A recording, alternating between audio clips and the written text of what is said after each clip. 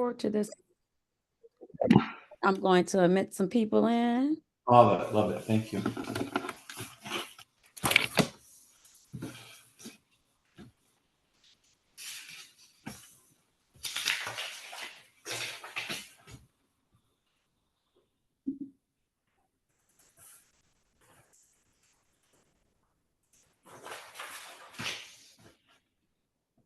Welcome, Nisha.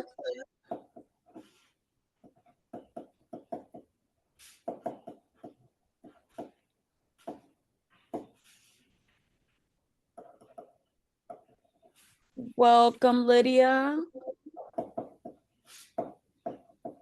Here comes Elizabeth.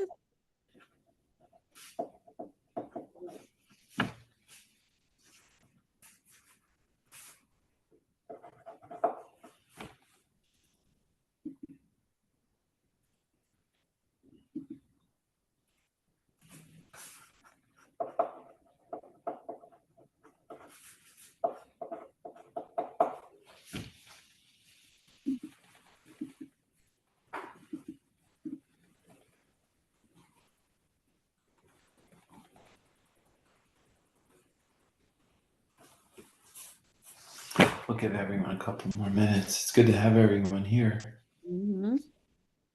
How's everybody doing on this beautiful Monday? Isn't it gorgeous?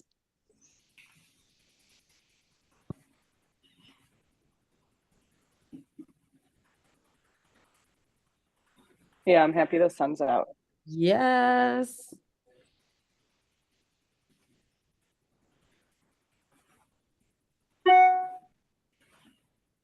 Hello, Sammy.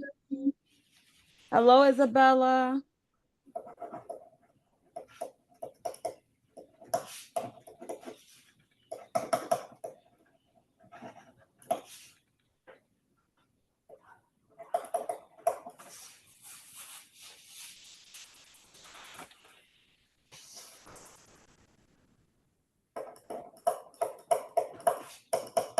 I'm hoping I'm saying this is right. Is it Kiki?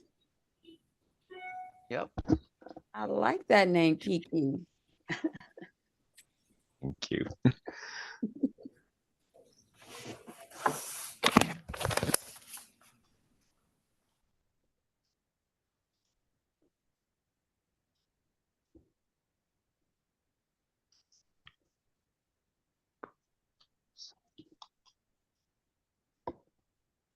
All right. Welcome, Shirley. Welcome, Sherry. Good morning. Good morning again. Again. I think, Shirley, we're going to be the best of friends after all this. I know. Bosom buddies.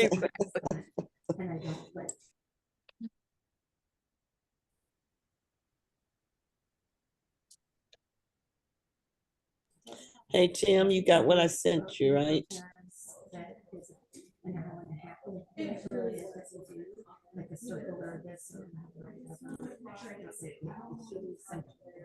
I can't hear you. Can't hear you.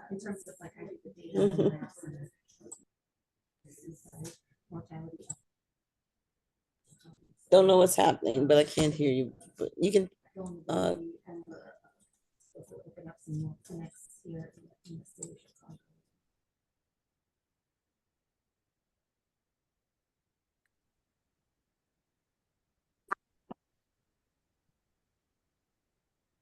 Hello, everybody. We'll get started. A couple more minutes in case you need to go grab a cup of coffee or something.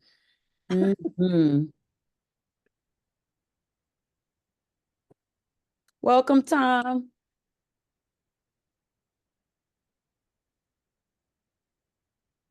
Thank you. Good morning. You're welcome.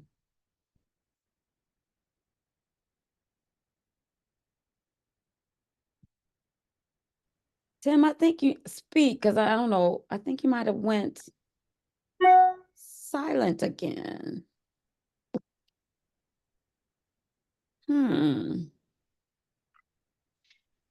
Thank you, Isabel, for initiating that. Please put your name and your organization and your role in the chat, ways to contact you so we can keep attendance. I appreciate that.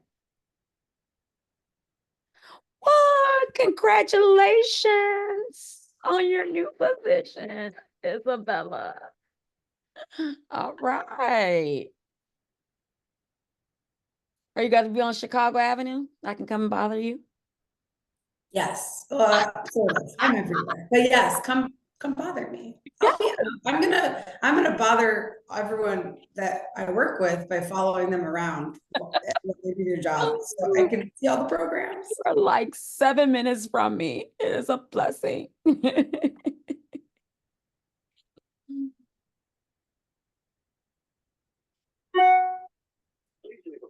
All right. Welcome, Barbara. Okay, Tim, it is 11:05. You can get started with the meeting. Okay, Tanya, thanks so much, and thanks everyone for joining today. Welcome to the Housing Work Group meeting, sponsored by the task force. It's great to have everyone here. I sent out an agenda and meeting minutes early this morning. I'm hoping everyone has those. If you don't and can put your email in the chat, we'll send those to you now.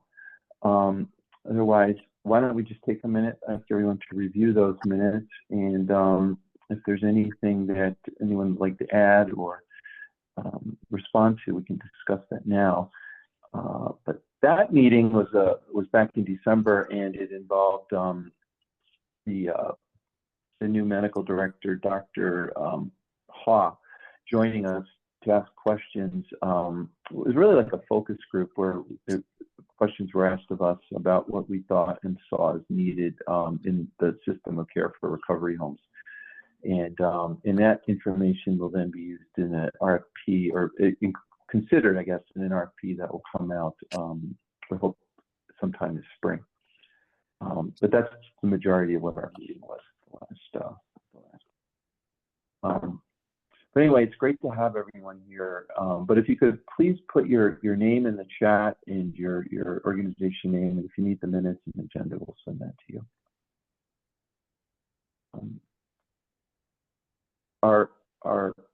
Is there anybody that's new to our group that hasn't attended before? We'd like to just have a moment for you to introduce yourself as well to us.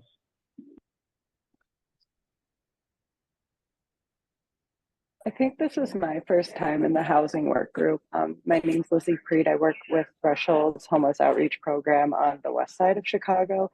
So we're a new team. We started up in December, and we're under a grant that's specific to unsheltered homelessness. I think it's the Unsheltered Homelessness Initiative.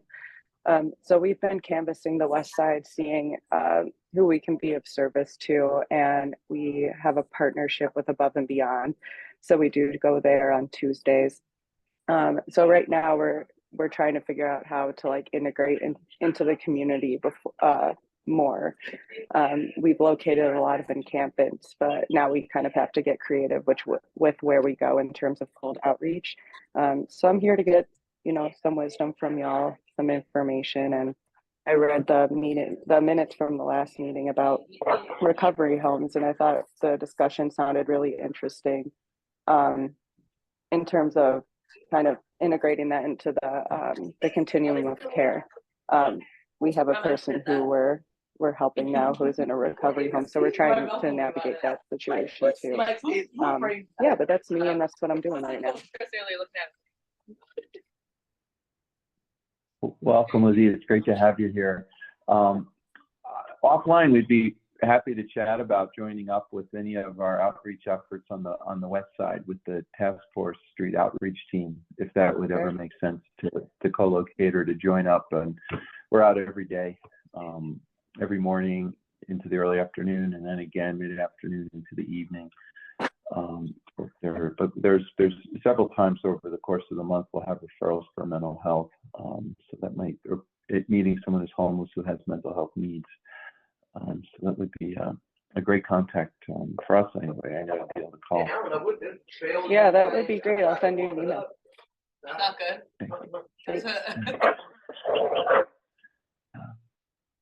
Anyone else?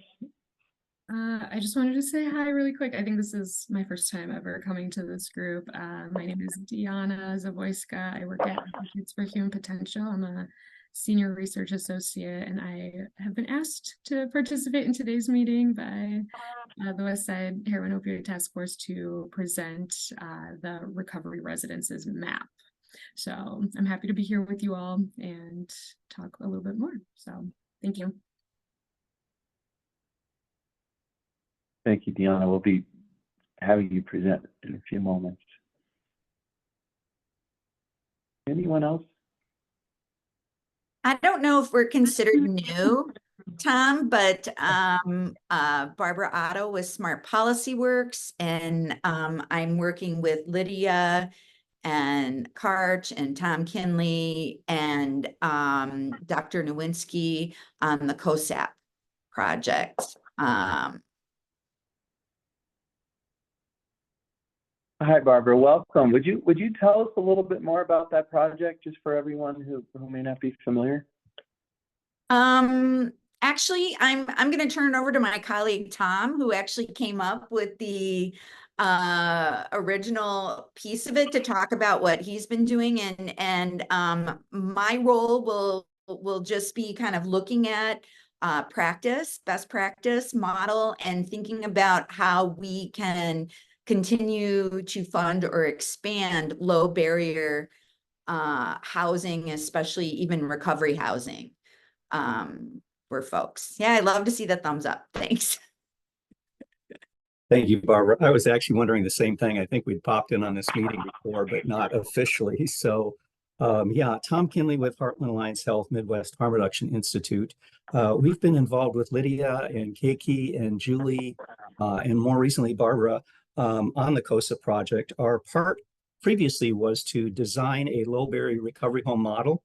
I guess the easiest way to describe that would be that not everybody is equipped to do a housing first program.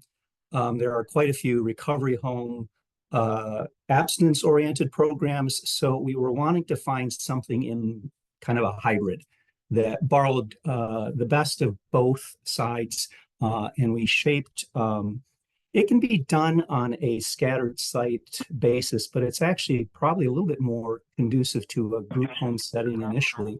It involves both stabilization as well as, like I said, as much as possible, borrowing some of the housing first principles of appreciating that people are going to be using, perhaps even need to be using, and how to partner with them and collaborate with them as we move towards finding better ways of self-care, less harm, less risk involved. So currently right now, my part in it is to provide any training, technical support, consultation around implementing those low barrier pieces. So we'd love to talk with anybody. We have funding set aside to support the work there. Barbara has another piece that is extended into crisis stabilization housing, but that's kind of a brief snapshot of it. And like I said, if you have any other questions or would like to talk about some supports, please don't hesitate to get in touch with me. Thank you so much, Tom. It's great to have you here. It's good to see you. It's good to have you here, Barbara, too. You know, after we hear from Deanna, maybe we can jump back and have some discussion a little bit more about some of these barriers, kind of a follow-up to last month's meeting, because some questions came from that's on our agenda, actually, to try and get some clarity over time for some of those questions. So it would be good if we could, maybe you might be able to help us or help point us in the right direction for understanding some of those. Anybody else share their introduction that's new? Or we haven't? I'll say hi real quick. Hi, I'm Sammy. I have been here once before, but it's been a few months, so I'm glad to be back again. I work at PCC Community Wellness Center in our chemical dependency clinic, which does outpatient addiction medicine services for people with substance use disorder. We're located at West Suburban Hospital, but we have some other PCC sites and do some community outreach as well. So feel free to reach out to me. I also do a lot of work with pregnant individuals with substance use disorder. It's kind of my specialty area and my passion. So if you ever have questions or patients experiencing that who need help navigating care, reach out to me anytime. Thanks. Thanks so much, Sammy. Thanks, Sammy. Thanks so much. Well, if there's nobody else, Tiana, if you could present on your piece, and then we'll continue on with the discussion. Yeah, definitely. For, just clearing up some of these questions about recovery, home admission process, and the other barriers that have been a factor for many. Got it. Yeah. Okay. Yeah. So I can go ahead and share my screen now. Is that okay?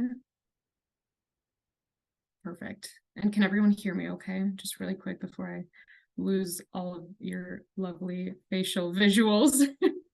Great. Okay, let me share my screen. Hopefully Zoom cooperates with me. Okay. All right. If you don't see this map, then shout out at me. But I am now presenting this map of Chicago that you see here. So this is something that I worked on with the West Side Heroin Opioid Task Force. My role with them is very small. It is just related to creating this map. So I will now show you what this map does and how to use it. This is a map that displays recovery residences. So I will just show that really quickly now just by clicking recovery residences. And you see that it is mostly on the west side. So we used just west side residences mostly for this map.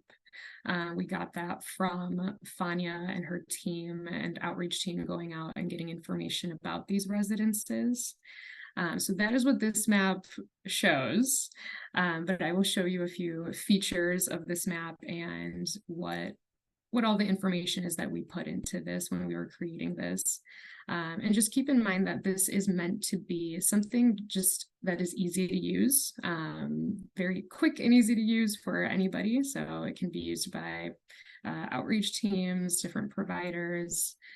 It's just a very easy to use tool to help just get some quick information about the recovery residences. So right now it's just these recovery residences on the west side. You can see on the left-hand side, there are a few breakouts. So it divvies up the different types of recovery residences that are on the map. So you can see the orange is just recovery home. And then there are a few different types of other residences that are included in this map, like a shelter or a residential. There's also residential and extended care. There are a few, I think, locations that were specific to that type of location.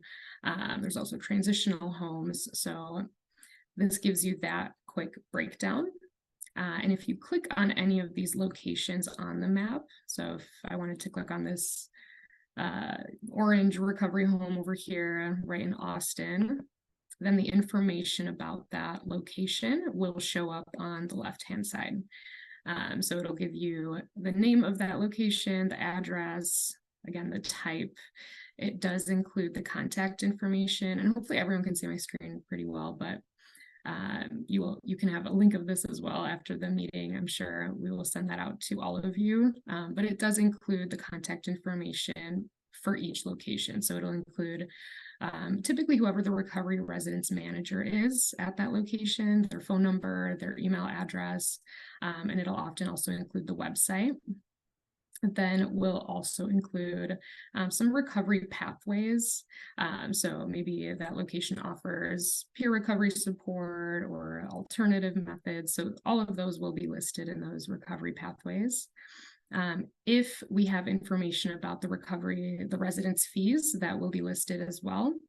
The capacity will be listed. If there are minimum abstinence requirements at intake, that will be listed. Then it will also list the different types of MAR, medication-assisted recovery, that's accepted at this location, if they do accept it. So it will be provided right there. It also lists which population is served at this location. So for this particular one, it's a female-specific recovery home. And then if we do have information about priority population, that will be right down there below. So those are the different categories that may be filled in if we have that information. If there is no information, then it will just be blank, or it might say unknown. So that's just something to keep in mind. But I will just go back really quick and show you another way to look at this map. So right now, again, you can just see the different recovery residences that are on the map. You can click and unclick these location points. If you go over here to this left-hand side and click on this little arrow, down arrow, it looks like, if you click on that, it will show you the location names within each of those breakdowns. So recovery home and the different, recovery home locations within that category. Same with shelter, residential. So it will list those particular agency or location names right there. If that's an easier way to look at it, you can always do that. And you can click on that location from this left-hand table, and it will show you the same information that we just went over about that location, and it will highlight it as well on the map. Another thing to just keep in mind really quick, because it may be confusing, if you see a location listed more than once, so for example, Pacific Garden Mission is listed twice or even 3 times over here, that is most likely because that location provides multiple different types of services.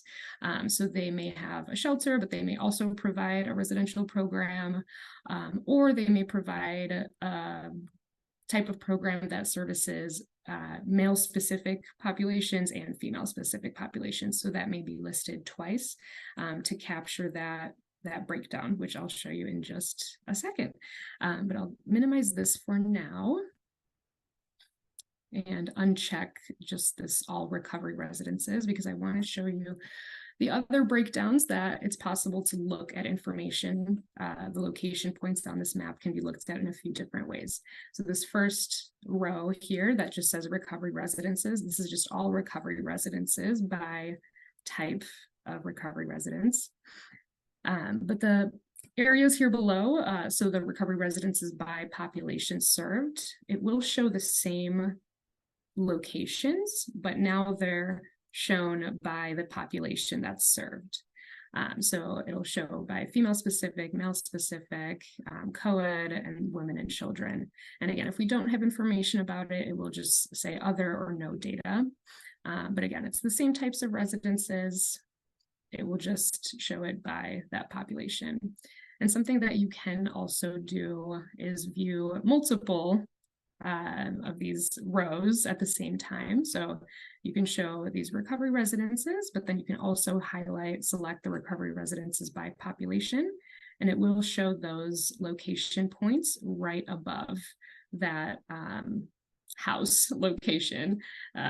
So they have different logos. It might be easier to look at information that way, just visually, very quickly. So that's another option. And one other breakout we put in here is recovery residences by forms of MAR accepted. So if you check that, again, it's the same types of locations that are on this map. Oh, sorry. But now they're just shown by the different forms of MAR accepted. So we have different breakdowns listed here.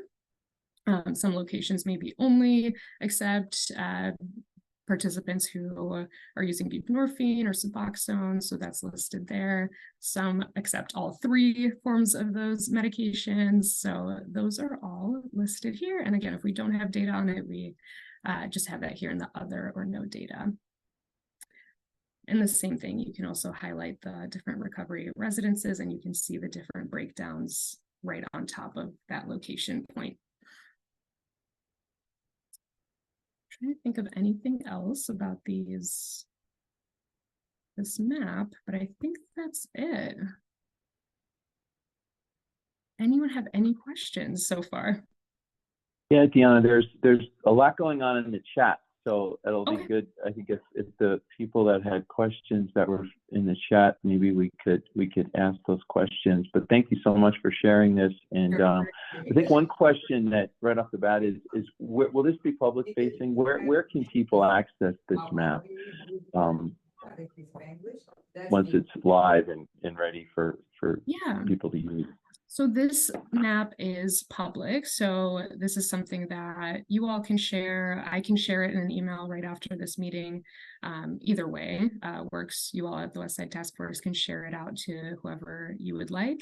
But it is just a link. It is a public link. Anyone can have access to this and view the information.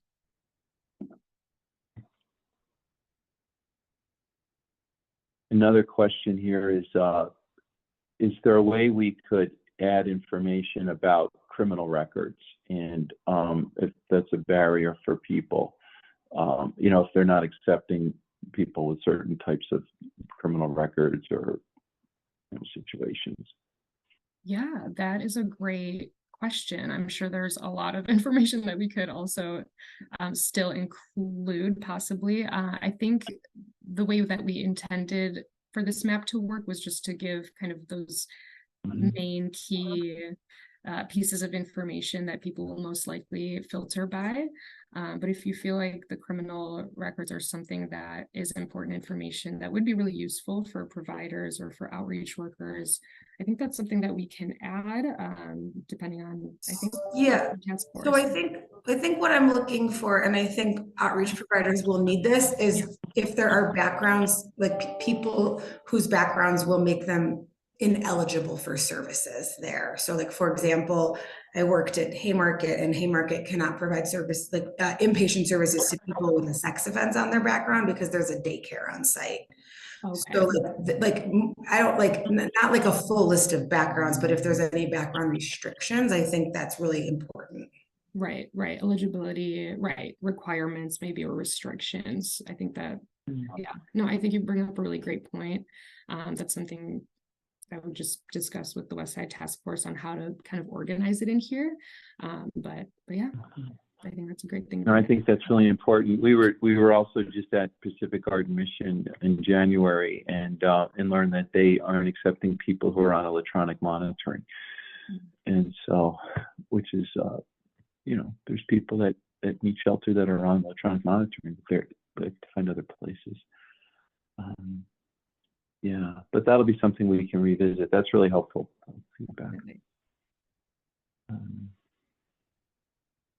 There was also, I think Isabella had a question about, there's a reference to permanent supported housing and how that's defined within the recovery residences.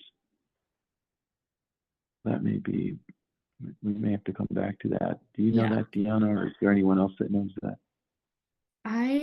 The only thing I can say about that is what we include. Oh, sorry, go ahead. I think someone was trying to say something.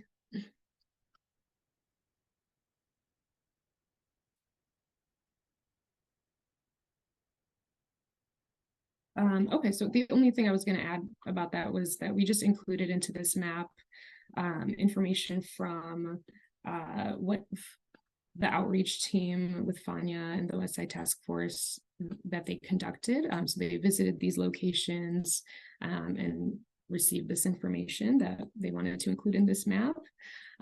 So the permanent supportive housing, yes, it is like a different type of support, but related, and they also serve this population. So that's why we included it in here, but within that breakdown. I think that it is misleading to include PSH because you can't walk in and apply for it. So I don't think it's unfortunately, I don't think it's helpful to include it.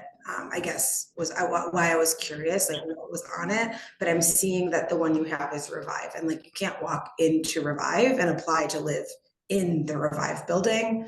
So I think if we're going to include housing options, it should be housing that you can like walk into and apply for. Got it. Thank you. Yes. Yeah. Thank you. One thing, I would want to revisit this, but is it this is an open question to the group. Are there recovery homes that a person can move into and still maintain their status with coordinated entry for their eligibility status with coordinated entry for permanent supported housing. Are there recovery homes that allow for that, where you won't lose that after 90 days? You won't lose that status.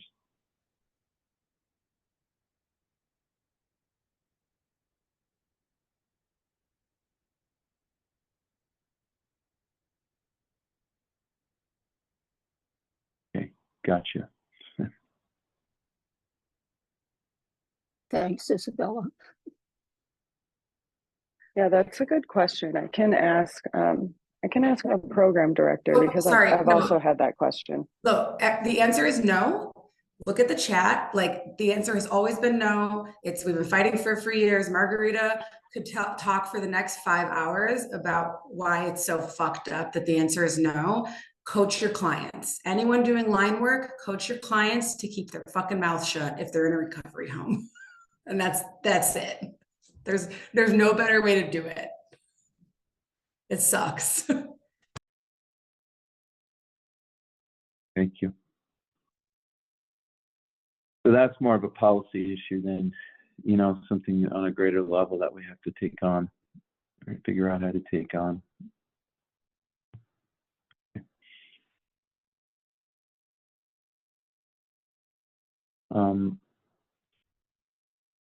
And Sammy had an important question too about, could we include information about accepting pregnant individuals or being able to work with people who are pregnant? Yeah, I think that's a great point to bring up.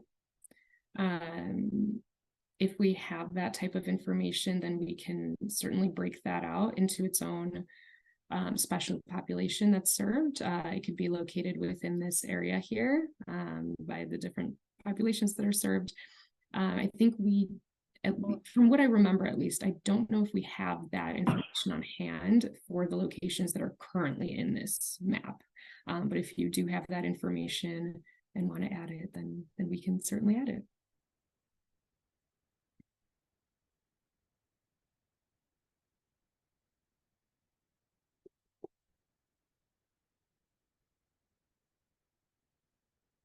Thank you, Isabella. Isabella provided a link to this definition here that gives us more clarity on this issue of no longer being eligible after living in a recovery home, no longer being eligible for permanent supported housing through coordinated entry after a person's been living in a recovery home.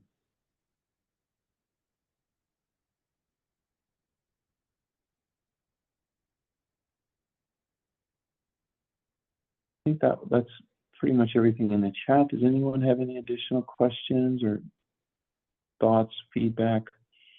If we're aware of recovery homes that I don't see on this list, how would you like us to share that information with you to be added to the map? If you have other locations that you'd want to add, we can do that. We would just ask that you forward it to us or the Westside Heroin Opioid Task Force, only because we have another list that we would have to double check and just make sure that these aren't locations that don't want certain information listed. Some recovery residences don't want maybe the actual location of their recovery home listed for safety reasons. So yeah, we would just ask that you send that over to us. Okay, thank you. Yeah, of course. And also know this particular is just West Side. So they actually did the whole state with this project. And so I think it's still in the works with that piece, is it, Deanna? Yes, that's absolutely right. We're working on another bigger map that includes recovery residences all over the state of Illinois. So that is currently still in the works, but that location does have many, many more additional locations. So yeah, but yeah, if you do have any other West Side specific locations, I think those we could add, right, Fania? Absolutely, yes. Great. Great. Any other questions? or comments. Thank you for your feedback. It really is also very helpful. It really is. Yeah, yeah. Barbara makes an important point. One thing that other jurisdictions do is look at recovery residences and crisis stabilization housing as crisis shelter, which is a form of shelter so that people don't lose their spot on the coordinated entry system. So that would be another way to perhaps reclassify this. Yep, and people were asking about it, in particular Philadelphia looks at it, and their behavioral health system pays for the housing, the recovery housing, and some crisis stabilization. So that's a lot of what I've been looking at in terms of some of the work I've been doing with CDPH. And as that work gets developed, I can share some of that. That would be wonderful to have something like that. I know in Philly they do it more. It's not, you know, each jurisdiction can kind of decide how their funding is spent, and they have a little more flexibility than the whole state needed to do it statewide. Can you also, I know I sent this to you, but it would be really helpful for us as a continuum to like understand like if that extends to other institutional settings beyond like treatment and recovery. Because one of our biggest, like that I struggle with a lot too, is like people returning from incarceration who were homeless prior to incarceration. That's amazing. Thank you so much.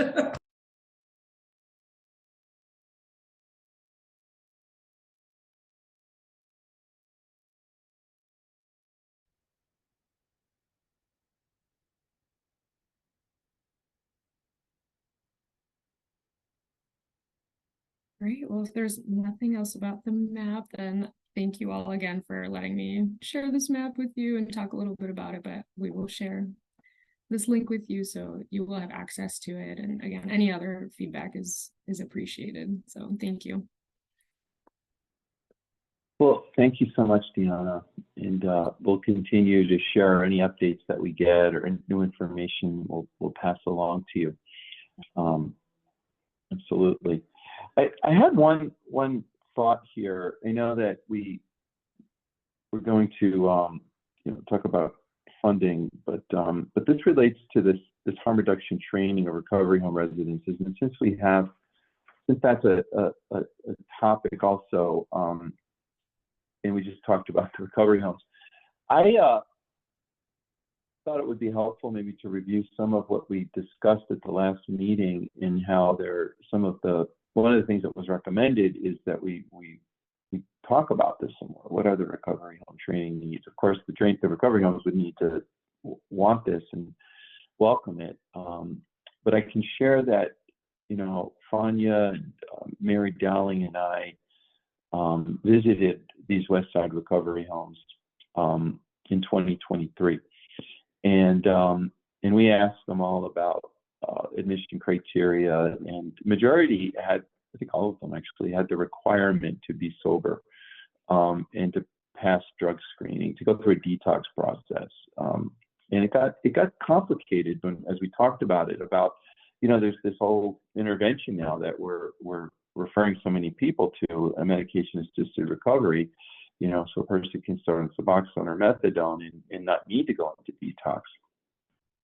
But it was still this requirement, is what we were understanding from a lot of the dialogue. And some of you on this call or in this meeting might have this response or know this answer, but the concern that we heard from a lot of the recovery homes operators had to do with this idea of drugs still in one's system, and how that could potentially be a contagion, or could be a problem for the people that were not showing to have any drugs in their system.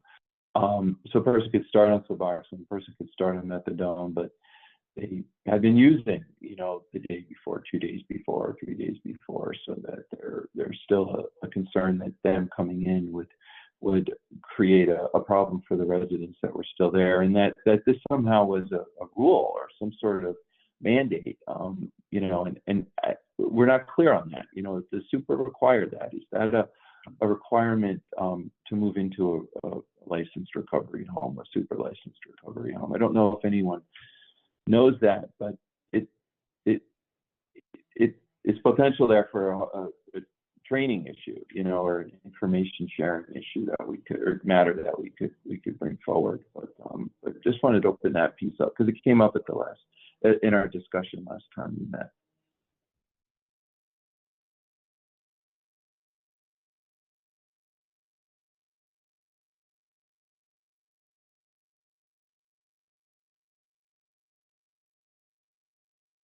Any comments on that? All right, Tim, I'm not sure I understood the question. Is it that people are saying super requires people who enter recovery homes to have absolutely no substances in their system? Yeah, that was one understanding that was reported pretty routinely. That, and then also this fear of contagion, or that a person having substances in their system was going to contribute to other people being triggered. But do you know if super has a requirement that a person pass a drug test or have to go through some sort of detox before moving into a recovery home? Is that that they be medically cleared, I guess, in that regard?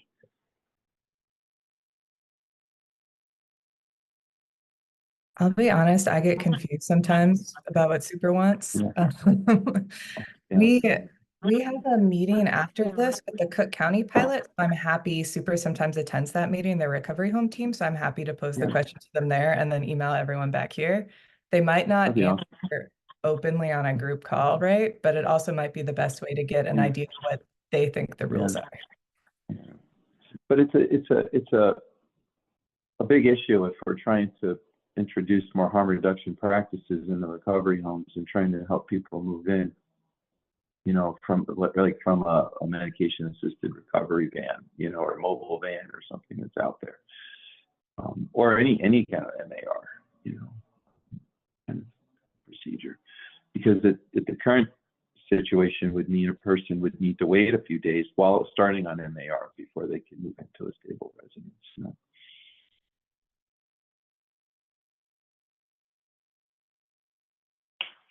But thank you, Lydia.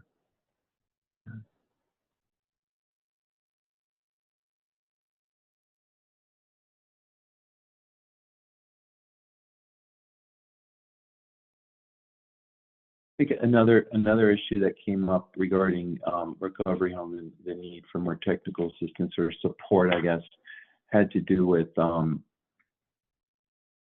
couple of things, but one had to do with, what would it take for recovery homes to be able to manage some of this use if it were to occur. And I think there's a lot we can offer in terms of harm reduction education and harm reduction, substance use management strategies and things like that. But I don't know for Tom or for others who are working on this. Is it the Corsa project? Is that part of the technical assistance, or maybe if you could share a little bit more about how that looks, like what types of technical assistance could be potentially offered to recovery homes? Excuse me. Most of our focus is on just helping people who are not comfortable with implementing harm reduction on a very broad scale. So a lot of it helps, and also the part that we focus on too is so much of the trainings around trauma is more client focused, residents focused than on staff. And we take a look at how staff's trauma activation prevents them oftentimes from being able to utilize harm reduction in a most collaborative, helpful way. So we're really open to providing any kind of support, but a lot of it is leaning into where harm reduction is just, like with so many other parts of life, just a natural phenomenon that we practice all the time. So why is it so difficult to apply that to substance use and sex work? And then taking a look at the stigma and also just staff's own resistance or discomfort or whatever people have grown up with and how that begins to interfere with supporting people.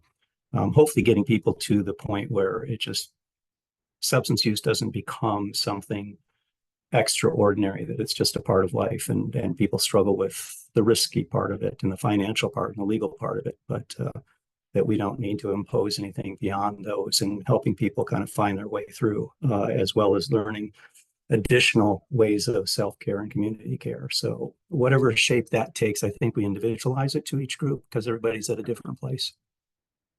The policy side, I think, is more Barbara's and some other people that she's working with.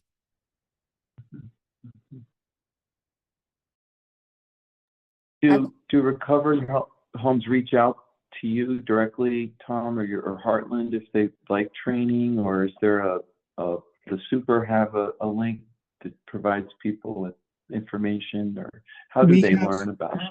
Yeah, we have a separate project with Super, the Illinois Co-occurring Center for Excellence, which is really designed to help anybody who's providing services integrate their comfortableness and confidence in addressing substance use and mental illness at the same time, rather than parceling it out. So there's that piece that we are related to with Super, but through COSUP, it's largely trying to help people implement reducing any kind of barriers to accessing services. And I mean, ideally, again, housing first.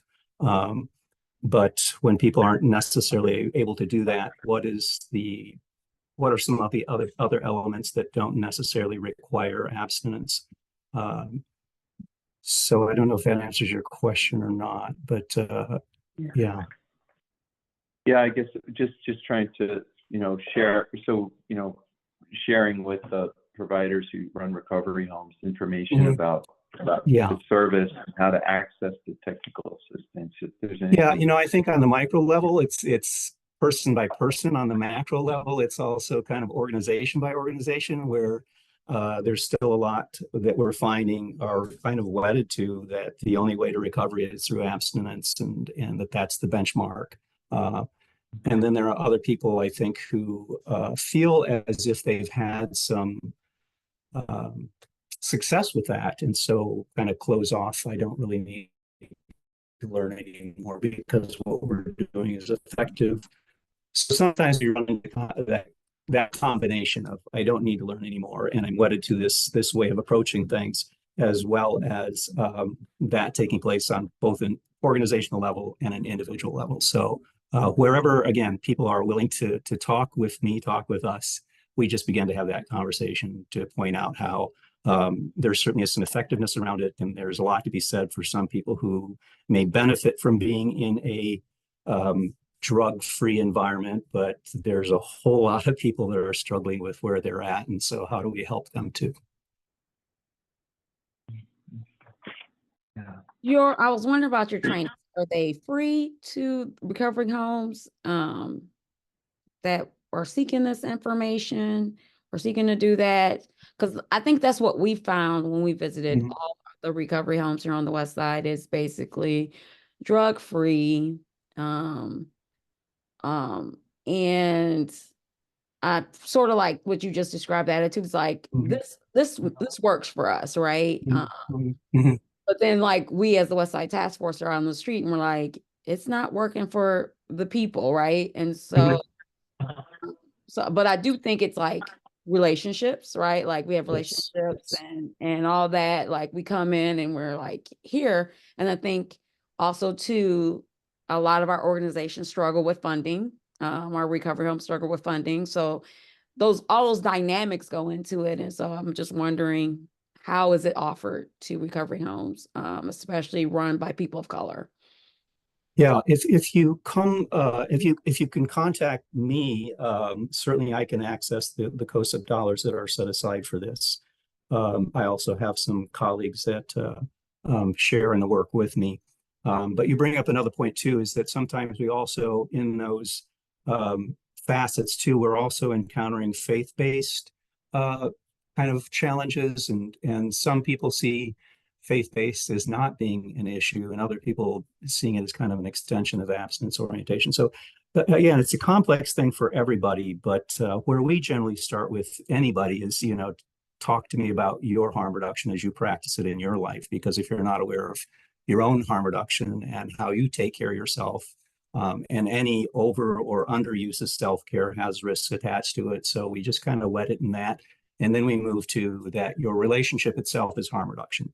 That if you're not able to engage people, then there's some harm in that. And so let's take a look at what you do successfully in engaging and what it is that kind of keeps that engagement from happening. Fundamentally believing that, the first thing we have to address is that if you're not able to establish a relationship, then you're part of the harm and the risk involved there. So generally people, and then we launch into the whole trauma, person honoring, and then began to kind of feed in harm reduction as just kind of natural attributes that you could say that everything we do in life has some harm reduction aspect. Even getting a job, it has, so you can pay your bills and stuff. So we go at it through kind of a individual, wherever somebody is on that spectrum, wherever they're struggling, all the way up to those who are very proficient in understanding trauma, appreciating a person, honoring what they're seeing, and then just struggling with policy issues. And we still encounter housing first programs that sometimes feel uncomfortable, that we know we have substances on site, and I worry about our liability with that. So there's a whole lot of layering to this. But anytime we just meet with people, we just kind of talk about, how are you doing? But yes, the funding is available, at least if people can contact me and I can get that set up. That is good to know. Thank you. Yeah, thanks for sharing that, Tom. Thank you very much. Yeah. Any comments? Oh, go ahead, Mary. Yeah. Oh, I was just wondering if SUPRA has any effect on harm reduction in recovery homes, if they have regulations that require abstinence only. Just wondering. Tom, would you know that? Or I don't know specifically. I know that the people that I've been involved with are all kind of really wanting to see harm reduction. To their credit, they changed their name from substance abuse to substance use. So, but I think James Kowalski comes from the Midwest Harm Reduction Institute himself, and is a strong advocate for harm reduction in all layers of services.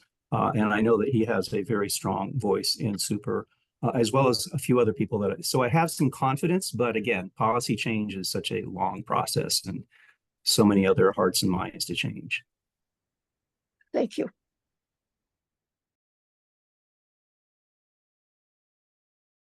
Any other comments or feedback on what next steps might be, or how our group could be used, how our collective voices could be used in a way to bring something forward here?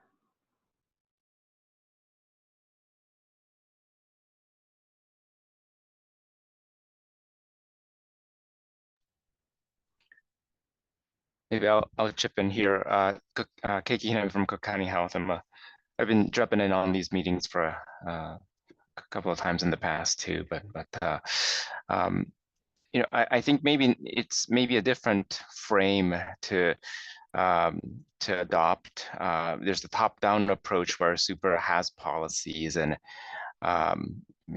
pretends that it governs the cultural norms of the agencies and programs that are on the front lines, and I don't think that's what's really happening, but just that there is quite a bit of cultural variability in the frontline agencies, and everybody is doing necessary work as long as you are providing supports and housing to a population that needs it, no matter where they are on the spectrum of harm reduction. I think we want all of us to continue on this journey together. And I think one of the implicit goals of the COSAP program led at Cook County Health, I think, is really to be a point of conversation.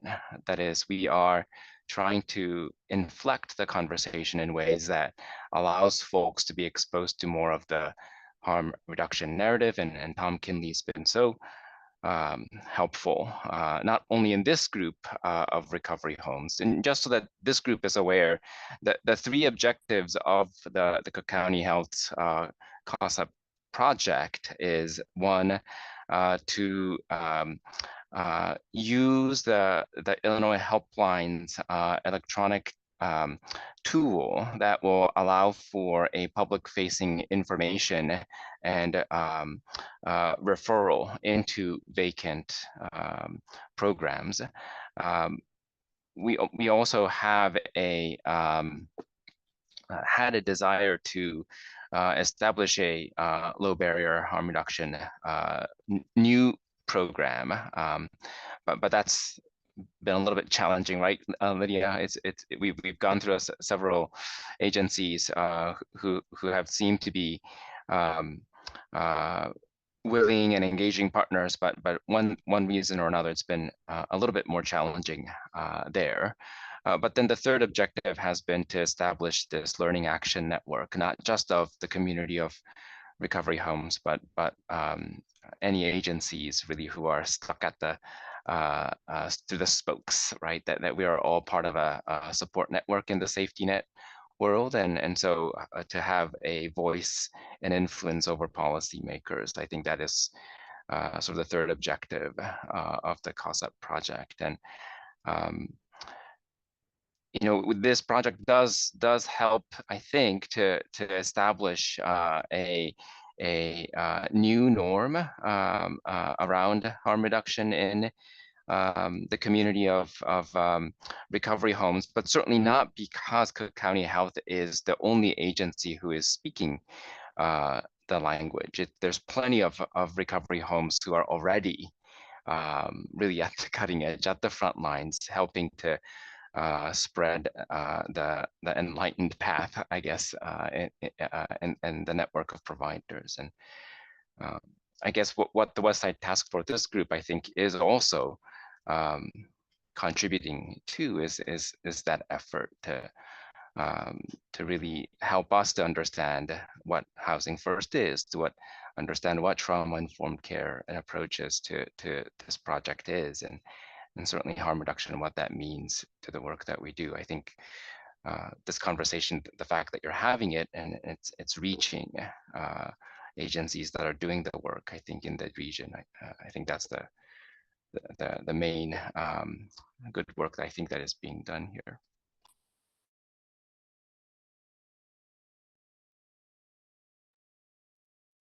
Becky, thank you for that too, because it reminds me that one of the things that we put forth under the low barrier recovery home model is that we're not trying to undo any housing, that it should be on a spectrum wherever a person feels most comfortable, be that in a kind of an abstinence requiring environment, but that a person can flexibly move throughout a housing spectrum to find where they might best thrive, so that we have housing first on one end and recovery oriented kind of recovery, abstinence requiring, and then everything in between, where it allows people to kind of find where they fit in best. And you know, if we could just develop that whole kind of spectrum of housing that people can easily navigate through and have warm handoffs and introductions, that would be what we're kind of aiming for. I honestly like that goal. And I'm trying to figure out, or we as the task force are trying to figure out people who are willing to provide that low barrier housing, and create that spectrum, right? Like, you know, knowing the different people that, like, we know Willis Refuge, we know that they're abstinent only, faith-based, but they have helped a lot of people. But like, the person has to get to them first, right? And they will cater to them what they need. However, you can't enter into their housing,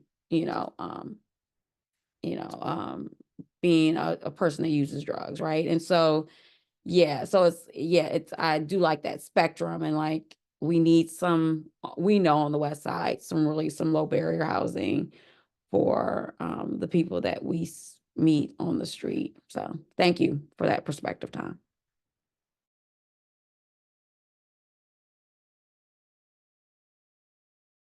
Yeah, we thank everyone for sharing this today, being part of this and being part of this conversation. I'm afraid that we're kind of running out of time. We're at the 1 hour mark. So I would ask if there's any updates that you'd like to share. If you could email me those, I'd be happy to send an email out to everyone, updating them about what those updates are, and we can also put them on the agenda for the next meeting. We'll send out an email soon for that, but we're looking to do it at the end of March, probably in about 4 weeks, but we'll send that out real soon. I've got to check in with Margarita, our co-chair, to see when we can have this meeting, but we'll aim for 4 to 5 weeks. We'll go from there. Yeah. Thank you, everyone. Thank you, Fania. Thank you, Iana, and thank you all who participated today. Much appreciate your being here. Driving this forward. Bye, y'all. Have a good Monday. Happy Monday, y'all. Thank you. Have a good day.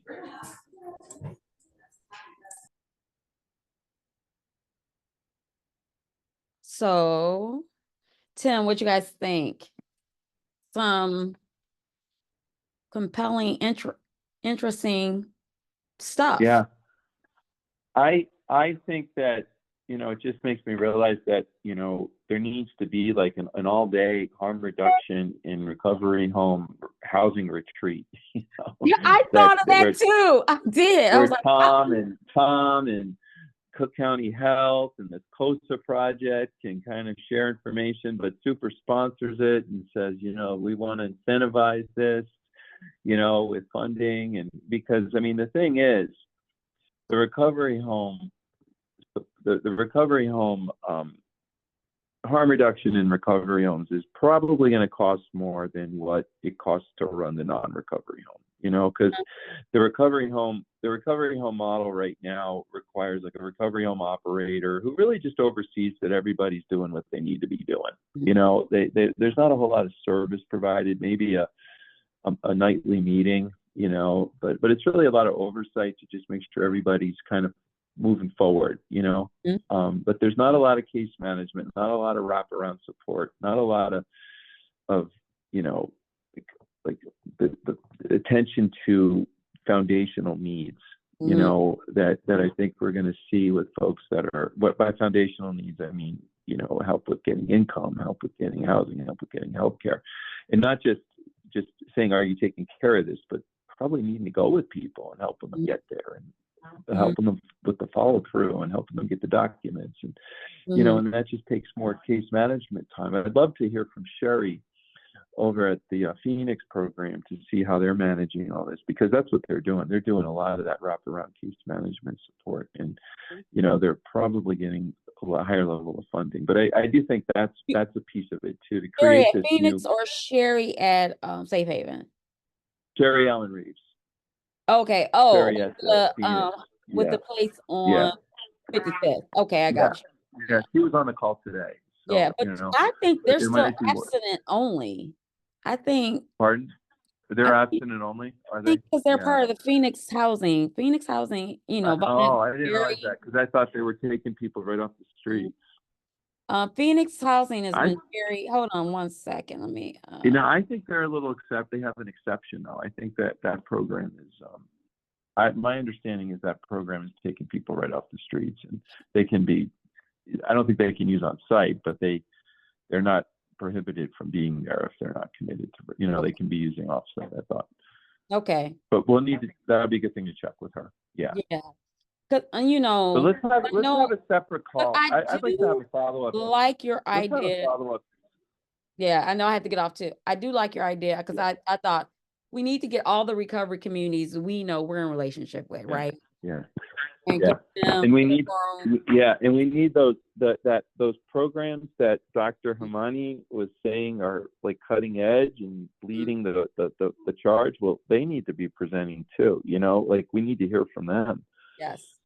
Also, and just to but I think none of this is possible without the funding necessary to, the additional funding necessary to do this right. And I just think that it's just, people can't, unless they're mission driven and they raise their own money, but But as far as most organizations, they're going to need support to run it, to start cash support, you know. Mm-hmm. Be interesting to see how what Above and Beyond thinks about this. Yeah, you know, they're so hard to get to the table at times. It drives me crazy. Yes. But Tom, But yes, I think agree. let's talk like this week maybe, and see what we can come up with for next steps, just for us in terms of who we want to engage in more discussion or learn from, and maybe attend one of these COSI network meetings, and you know, just see whether maybe we'll learn more from them too. Yeah, Yeah. I'm just curious. Like, I would love the spectrum of housing. Like, if I could say, hey, we know this group of people here, harm reduction housing, you know, XYZ, we're gonna work with you. Somebody is a shelter. You don't have breakthrough is a shelter.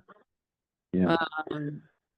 Yeah, You let's know what? talk. I'm sorry. I just realized it's 5 after, and I got to jump on at 12 o'clock. So All right, talk to you let me later. call you soon. Yeah. We'll talk soon. Okay. Thanks so much. Bye.